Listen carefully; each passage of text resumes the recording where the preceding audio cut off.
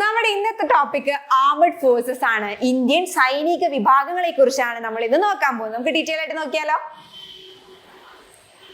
The Indian Armed Forces are the military forces of the Republic of India. നമ്മുടെ സ്വതന്ത്ര ഇന്ത്യയിലെ armed forces എന്ന് പറയുന്നത് ഏതാണ്? മിലിറ്ററി ഫോഴ്സ് ആണെന്നാണ് പറയുന്നത്. ഇനി ഈ മിലിറ്ററി ഫോഴ്സിൽ ഏതൊക്കെ വിഭാഗങ്ങളാണ് ഉൾപ്പെടുന്നത് നിങ്ങൾക്ക് അറിയാമായിരിക്കില്ലേ? Army, navy, air force. Indian army, navy, air force എന്നിങ്ങനെ 3 വിഭാഗങ്ങളാണ് നമ്മുടെ ഇന്ത്യയിലെ മിലിറ്ററി ഫോഴ്സ് ആയിട്ട് നിലനിൽക്കുന്നത്. കൊടുത്തിട്ടുണ്ടല്ലേ? ആർമി, നേവി, എയർഫോഴ്സ് എന്നിങ്ങനെ. ഇനി President of India is the supreme commander of the Indian Armed Forces. നമ്മുടെ ഇന്ത്യയിലെ ആർമഡ് ഫോഴ്സസിന്റെ സുപ്രീം കമാൻഡർ, പരമോന്നതമായിട്ടുള്ള കമാൻഡിംഗ് പവർ ആർക്കാണുള്ളത്?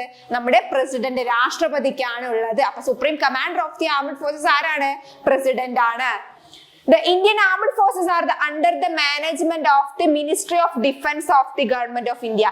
നമ്മുടെ ഇന്ത്യ ഗവൺമെന്റിന്റെ മിനിസ്ട്രി ഓഫ് ഡിഫൻസിന്റെ അണ്ടറിലാണ് നമ്മുടെ ആർമഡ് ഫോഴ്സസ് നിലനിൽക്കുന്നത്. അപ്പൊ ആർമഡ് ഫോഴ്സസിന്റെ മാനേജ്മെന്റ് ആരുടെ അണ്ടറിലാണ്? Ministry of ഡിഫൻസിന്റെ അണ്ടറിലാണ്. ഓർത്തു വെക്കുക. Next, world second largest military force. ലോകത്തിലെ തന്നെ ഏറ്റവും വലിയ രണ്ടാമത്തെ മിലിറ്ററി ഫോഴ്സസ് ആണ് ഇന്ത്യയുടേത്. അപ്പൊ ആദ്യത്തേത് ആരുടേതാണ്? അത് ചൈനയുടേതാണ്. ഫസ്റ്റ് ലാർജസ്റ്റ് മിലിറ്ററി ഫോഴ്സ് ചൈനയുടേതാണ്. രണ്ടാമത് നിലനിൽക്കുന്നത് നമ്മുടെ ഇന്ത്യയുടേതാണ്. Next point, world largest volunteer army. ലോകത്തിലെ തന്നെ ഏറ്റവും വലിയ വോളണ്ടിയർ ആർമിയിലെ സന്നദ്ധ സേവനം എന്ന രീതിയിൽ ആർമി ഫോഴ്സ് ആരുടേതാണ്? നമ്മുടെ ഇന്ത്യയുടേതാണ്. 2020 Global Firepower Report list it is as the 4th most powerful military. 2020 ഒരു റിപ്പോർട്ടാണ് എന്തെന്ന് പറയുന്നത്? ഗ്ലോബൽ ഫയർ പവർ റിപ്പോർട്ട് എന്ന് പറയുന്നത്. ഈ റിപ്പോർട്ട് പ്രകാരം ലോകത്തിലെ തന്നെ 4ാമത്തെ മോസ്റ്റ് പവർഫുൾ ആയിട്ടുള്ള മിലിറ്ററി ഫോഴ്സ് നമ്മുടെ ഇന്ത്യയുടേതാണ്. ലോകത്തിലെ 4ാമത്തെ മോസ്റ്റ് പവർഫുൾ മിലിറ്ററി ഫോഴ്സ് ഇന്ത്യയുടേതാണ്. ഏത് റിപ്പോർട്ട് പ്രകാരം? 2020 ഗ്ലോബൽ ഫയർ പവർ റിപ്പോർട്ട് പ്രകാരം. ഇനി നമുക്കിവിടെ മിലിറ്ററി ടേമിൽ കമാൻഡ്സ് എന്നുള്ള വേർഡ് എന്തിനെയാണ് സൂചിപ്പിക്കുന്നത് നോക്കാം. In military terms, a command refers to an organizational unit that military command is responsible for that. നമ്മുടെ മിലിറ്ററി ടേമിൽ പറയുമ്പോൾ കമാൻഡ് എന്ന് പറയുന്നത് ആർമി, നേവി, എയർഫോഴ്സ് എന്നീ 3 വിഭാഗങ്ങളാണല്ലേ ഉൾപ്പെടുന്നത്. ഈ 3 വിഭാഗങ്ങളും പ്രവർത്തിക്കുന്നത് കുറേയധികം കമാൻഡുകളായിട്ടാണ്. ഈ കമാൻഡുകൾ, ഈ ഓർഗനൈസേഷണൽ യൂണിറ്റുകളെയാണ് കമാൻഡ്സ് എന്ന് പറയുന്നത്. അത് ഓർത്ത് വെക്കുക. Each command is headed by 4-star military officer. ഈ കമാൻഡുകളൊക്കെ ആർമി, നേവി, എയർഫോഴ്സ് എന്നീ വിഭാഗങ്ങളിലെ പല വിധത്തിലുള്ള കമാൻഡുകളുണ്ട്. ഈ കമാൻഡുകളൊക്കെ ഏത് അണ്ടറിലാണ് നിലനിൽക്കുന്നത്?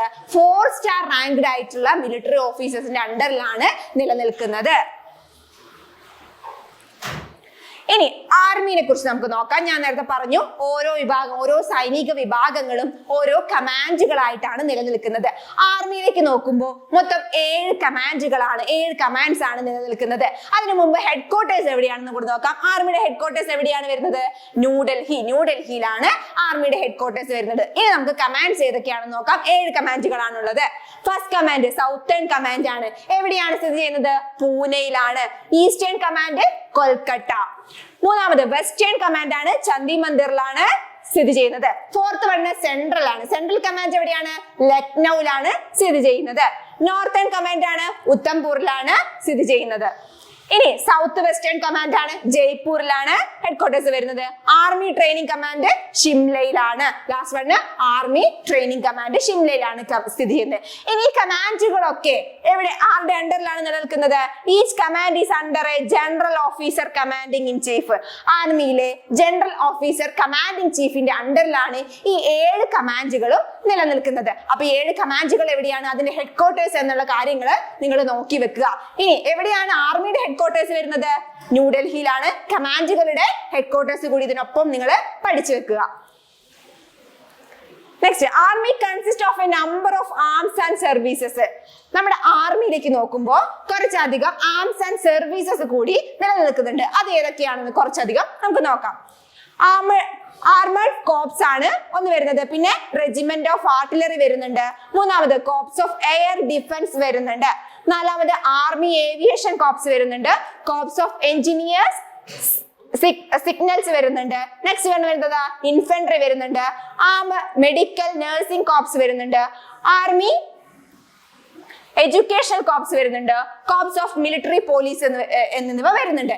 ഇത്തരത്തില് കുറെ അധികം സർവീസസ്, ആം സർവീസസ് കൂടി ഉൾപ്പെടുന്നുണ്ട്. അത് നിങ്ങൾ ഓർത്ത് വെക്കുക. നെക്സ്റ്റ് നമുക്ക് നേവിയുടെ കമാൻഡ്സ് ആണ് നോക്കാനുള്ളത്. അതിനു മുമ്പ് ഹെഡ് ക്വാർട്ടേഴ്സ് എവിടെയാണ്? ന്യൂഡൽഹി തന്നെയാണ്. ആർമിയുടെ നേവിയുടെ ഒക്കെ ഹെഡ് ക്വാർട്ടേഴ്സ് ന്യൂഡൽഹി തന്നെയാണ് വരുന്നത്. ഇനി നേവിക്ക് 3 കമാൻഡ്സ് ആണ് ഉൾപ്പെടുന്നത്. ഏതൊക്കെയാണ്? വെസ്റ്റേൺ കമാൻഡ് മുംബൈയിലാണ് സ്ഥിതി ചെയ്യുന്നത്, മുംബൈ ആസ്ഥാനമായിട്ടാണ് സ്ഥിതി ചെയ്യുന്നത്.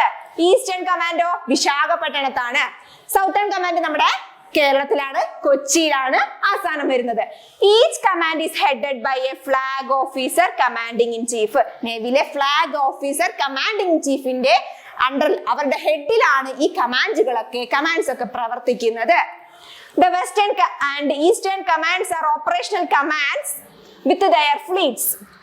വെസ്റ്റേൺ ആൻഡ് ഈസ്റ്റേൺ കമാൻഡ്സ് ഉണ്ട് അല്ലെ, അത് പ്രവർത്തിക്കുന്നത് അതിന്റെ ഫങ്ഷൻസും കാര്യങ്ങളും നോക്കാൻ വേണ്ടിയിട്ടാണ്. ഏതുമായിട്ട് ബന്ധപ്പെട്ട്? കപ്പലുമായിട്ട് ബന്ധപ്പെട്ട പ്രവർത്തികളിലെ ഫങ്ഷൻസും കാര്യങ്ങളൊക്കെ നോക്കാൻ വേണ്ടിയിട്ടാണ്, ആ വിഭാഗം കൈകാര്യം ചെയ്യാൻ വേണ്ടിയിട്ടാണ് ഈസ്റ്റേൺ വെസ്റ്റേൺ കമാൻഡ് പ്രവർത്തിക്കുന്നത്. ഇനി southern command is responsible for all training activities of Indian navy. Indian നേവിയുടെ എല്ലാ വിധത്തിലുള്ള ട്രെയിനിങ് ആക്ടിവിറ്റീസ് നോക്കുന്നത് ആരാണ്? സൗത്തേൺ കമാൻഡ്സ് ആണ്, ഓർത്ത് വെക്കുക. നെക്സ്റ്റ് നമുക്ക് എയർഫോഴ്സിന്റെ കമാൻഡ്സ് ആണ് നോക്കാനുള്ളത്. അതിനു മുമ്പേ എന്താ നോക്കാം നമുക്ക് ഉണ്ടാവുക? ഹെഡ് ക്വാർട്ടേഴ്സിലെ ഇവിടെയും ഒക്കെ ന്യൂഡൽഹി തന്നെയാണ് എയർഫോഴ്സിന്റെയും ഹെഡ് ക്വാർട്ടേഴ്സ് സ്ഥിതി ചെയ്യുന്നത്. Okay, air force is organised into 5 operational commands. 5 operational commands ആയിട്ടാണ് എയർഫോഴ്സിന്റെ കമാൻഡ്സ് നിലനിൽക്കുന്നത്. ഏതൊക്കെയാണ്? വെസ്റ്റേൺ എയർ കമാൻഡ് ന്യൂഡൽഹി ആസ്ഥാനമായിട്ടാണ് നിലനിൽക്കുന്നത്. സൗത്തേൺ എയർ കമാൻഡ് ഉണ്ട്, തിരുവനന്തപുരത്താണ് വരുന്നത്, നമ്മുടെ കേരളത്തില്. സെൻട്രൽ എയർ കമാൻഡ് പ്രയാഗ്രാജിലാണ് നിലനിൽക്കുന്നത്. ഈസ്റ്റേൺ എയർ കമാൻഡ് ഷില്ലോങ്ങിലാണ്. സൗത്ത് വെസ്റ്റ് എയർ കമാൻഡ് ഉണ്ട്, ഗാന്ധിനഗറിലാണ് സ്ഥിതി ചെയ്യുന്നത്. ഇത്തരത്തില് 5 ഓപ്പറേഷണൽ കമാൻഡ്സ് ആണ് നമ്മുടെ എയർഫോഴ്സിന് ഉള്ളത്. There are 2 functional commands. നമ്മുടെ എയർഫോഴ്സിന് ഇത് കൂടാതെ 2 ഫങ്ഷണൽ കമാൻഡ്സ് കൂടി ഉണ്ട്. ഏതൊക്കെയാണത്? മെയിന്റനൻസ് കമാൻഡും ട്രെയിനിങ് കമാൻഡ് എന്നിങ്ങനെ 2 ഫങ്ഷണൽ കമാൻഡ് കൂടി എയർഫോഴ്സിൽ ഉൾപ്പെടുന്നുണ്ട്. ഇത്രയും കാര്യങ്ങൾ കമാൻഡ്സുമായിട്ട് ബന്ധപ്പെട്ട് നിങ്ങൾ പഠിച്ചു വെക്കുക. Next, motto of armed forces. നമ്മുടെ ആർമഡ് ഫോഴ്സസിന് ഇന്ത്യൻ നേവി, ആർമി, എയർഫോഴ്സ് 3 വിഭാഗത്തിനും അവർക്ക് അവരുടേതായ മോട്ടോസ് ഉണ്ട്. മോട്ടോസിനോടൊപ്പം തന്നെ ഞാൻ ഇവിടെ ഏത് വർഷമാണ് ഈ 3 വിഭാഗങ്ങളും ആർമഡ് ഫോഴ്സസ്, മിലിറ്ററി ഫോഴ്സ് നിലവിൽ വന്നതെന്നുള്ള വർഷം കൂടി ഇവിടെ ആഡ് ചെയ്തിട്ടുണ്ട്. അതും കൂടി നമുക്ക് നോക്കാം. ഇന്ത്യൻ ആർമി 1895 ഏപ്രിൽ 1 നിലവിൽ വരുന്നത്. ഇനി എന്താണ് ആർമിയുടെ മോട്ടോ വരുന്നത്? സർവീസ് ബിഫോർ സെൽഫ് അല്ലെ. സെൽഫ്, നമ്മുടെ ജീവനേക്കാളും നമ്മള് വില കൊടുക്കേണ്ടത് നമ്മുടെ സർവീസിനാണ് അല്ലെ. അപ്പൊ ജീവൻ നോക്കാതെ സർവീസ് ചെയ്യുക എന്നുള്ള ഒരു മീനിങ് ആണ് അവിടെ അവര് ഇൻഡിക്കേറ്റ് ചെയ്യുന്നത്. നെക്സ്റ്റ്, ഇന്ത്യൻ നേവി ആണ്. ഇന്ത്യൻ നേവി നിലവിൽ വരുന്നത് എപ്പോഴാണ്? 1950 ജനുവരി 26 ഇന്ത്യൻ നേവി നിലവിൽ വരുന്നത്. മോട്ടോ എന്താണ് വരുന്നത്? May the lord of water be auspicious unto us. ജലദേവത അല്ലെങ്കിൽ ജലദേവൻ നമ്മളെ രക്ഷിക്കുമെന്നുള്ള ഒരു മീനിങ് ആണ് അവിടെ ഇൻഡിക്കേറ്റ് ചെയ്യുന്നത് ആ മോട്ടോയിലൂടെ. നെക്സ്റ്റ്, ഇന്ത്യൻ എയർഫോഴ്സ് എപ്പോഴാണ് നിലവിൽ വരുന്നത്? 1932 ഒക്ടോബർ 8 നിലവിൽ വരുന്നത്. മോട്ടോ നോക്കാം. Glory that touches the sky എന്നുള്ളതാണ് ഇവിടെ മോട്ടോ വരുന്നത് ഇന്ത്യൻ എയർഫോഴ്സിന്റേത്. ഓക്കെ, അപ്പൊ മോട്ടോ ഇമ്പോർട്ടന്റ് ആണ്, നിലവിൽ വന്ന വർഷവും ഇവിടെ ഇമ്പോർട്ടന്റ് ആണ്, അത് നിങ്ങൾ പഠിച്ചു വെക്കുക. Next, emblem of Indian army, navy, air force 3 വിഭാഗത്തിനും അവരുടേതായ എംബ്ലം അല്ലെങ്കിൽ ലോഗോ നിലനിൽക്കുന്നുണ്ട്. നോക്കാം നമുക്ക്. 2 crossed swords. നമുക്ക് 2 വാളുകൾ അങ്ങോട്ടും ഇങ്ങോട്ടും ക്രോസ് ആയിട്ട് വെച്ചത് കാണാൻ വേണ്ടി കഴിയില്ല. Symbolising the army strength and readiness to defend the nation. ആർമിയുടെ ആ ഫോഴ്സിന്റെ പവർ എത്രത്തോളം ആണെന്ന് കാണിക്കുന്നതിന് വേണ്ടിയും നേഷന് വേണ്ടി ഡിഫെൻഡ് ചെയ്ത് നിൽക്കാനുള്ള അതിന്റെ സ്ട്രെങ്തിനെയും സൂചിപ്പിക്കാൻ വേണ്ടിയാണ് ഈ 2 സ്വർഡ്സ് നമ്മളെ സൂചിപ്പിക്കുന്നത്. ആ കാര്യം ഇവിടെ ഓർത്തു വെക്കുക. Next, emblem of Indian Navy, an anchor representing the Navy's maritime powers and connection to the sea. ഒരു ആങ്കേഴ്സ് ഇവിടെ കാണുന്നുണ്ടല്ലോ, ഒരു നങ്കൂരമാണിത്, നിങ്ങൾ കണ്ടിട്ടുണ്ടാവും. ഈ നങ്കൂരത്തെ എന്താണ് ഇൻഡിക്കേറ്റ് ചെയ്യുന്നത്?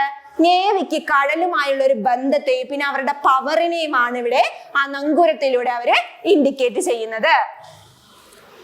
Emblem of Indian Air Force, an eagle signifying the air force reach and power in the skies. ഇവിടെ ഒരു ഈഗിളിലെ ഒരു കഴുകനെ നമുക്ക് കാണാൻ വേണ്ടി കഴിയും. ആ ഒരു എയർഫോഴ്സിന്റെ പവറിനെ ഇൻഡിക്കേറ്റ് ചെയ്യാണ് ചെയ്യുന്നത്. എങ്ങനെയാണ്? Force reach and power in the skies. സ്കൈസിലെ ആകാശത്തേക്ക് പറന്നുയരാനുള്ള നമ്മുടെ നേവിയുടെ പവറിനെയാണ് അവിടെ ഇൻഡിക്കേറ്റ് ചെയ്യുന്നത്. Chief of defence staff CDS എന്താണ്? ആർമഡ് ഫോഴ്സ് CDSനുള്ള ബന്ധം. CDS approved in 2019 2019 അപ്രൂവ് ചെയ്തതാണ് CDS എന്ന് പറയുന്നത്. Is the head of army, navy, air force and is 4-star military officer. 2019 approval ആയ CDS എന്ന് പറയുന്നത് ആർമി, നേവി, എയർഫോഴ്സ് എന്നിവയുടെ പ്രവർത്തനങ്ങൾ കോർഡിനേറ്റ് ചെയ്യുന്നതിന് വേണ്ടി നിലവിൽ വന്ന ഒന്നാണ്. അതിലുൾപ്പെടുന്ന ആൾ ആരാണ്? 4-star മിലിറ്ററി ഓഫീസർ ആണ്. 4-star മിലിറ്ററി ഓഫീസർ ആണ് ഈ CDS എന്ന് പറയുന്നത്.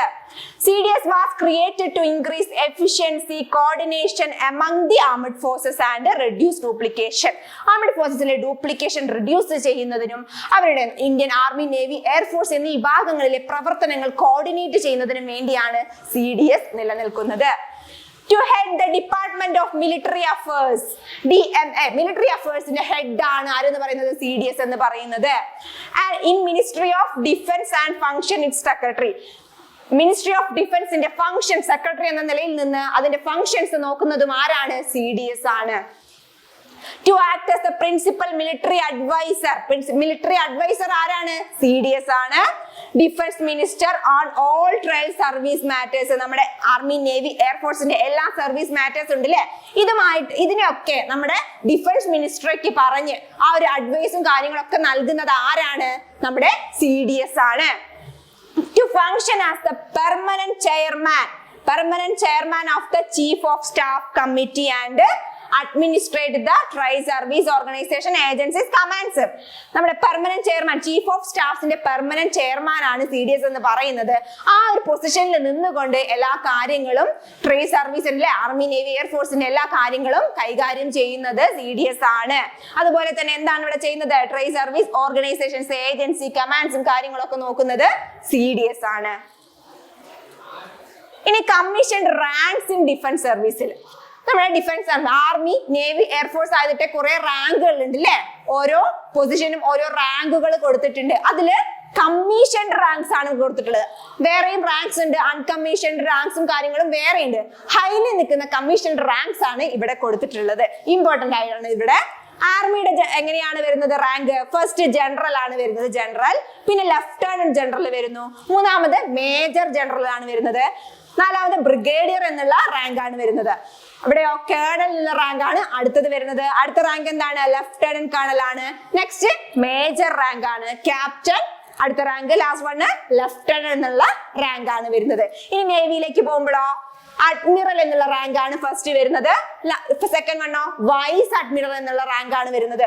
മൂന്നാമത് റേഡർ അഡ്മിറൽ ആണ്. നാലാമതോ കമോഡർ അഡ്മിറൽ ആണ്. നാലാമത് ക്യാപ്റ്റൻ അഡ്മിറൽ അഞ്ചാമത് ക്യാപ്റ്റൻ എന്നുള്ള റാങ്ക് ആണ് വരുന്നത്. പിന്നെ കമാൻഡർ വരുന്നുണ്ട്, ലെഫ്റ്റനന്റ് കമാൻഡർ വരുന്നുണ്ട്, ലെഫ്റ്റനന്റ് വരുന്നുണ്ട്. ലാസ്റ്റ് വണ് സബ് ലെഫ്റ്റനന്റ് എന്നുള്ള റാങ്ക് ആണ് വരുന്നത്. ഇത് നമ്മൾ എയർഫോഴ്സിലേക്ക് പോവുകയാണ്. എയർഫോഴ്സിലേക്ക് പോകുമ്പോഴോ എയർ ചീഫ് മാർഷൽ വരുന്നുണ്ട്. എയർ മാർഷൽ രണ്ടാമത് വരുന്ന റാങ്ക് ആണ്. മൂന്നാമത് എയർ വൈസ് മാർഷൽ വരുന്നുണ്ട്. നാലാമത് എയർ കമോഡർ വരുന്നുണ്ട്. ഗ്രൂപ്പ് ക്യാപ്റ്റൻ വരുന്നുണ്ട്. വിംഗ് കമാൻഡർ വരുന്നുണ്ട്. നെക്സ്റ്റ് റാങ്ക് ഏതാണ്? സ്ക്വാഡൻ ലീഡർ വരുന്നുണ്ട്. ഫ്ലൈറ്റ് ലെഫ്റ്റനന്റ് വരുന്നുണ്ട്. ലാസ്റ്റ് ആയിട്ടാണ് ഫ്ലൈയിങ് ഓഫീസർ എന്നുള്ള റാങ്ക് ആണ് വരുന്നത്.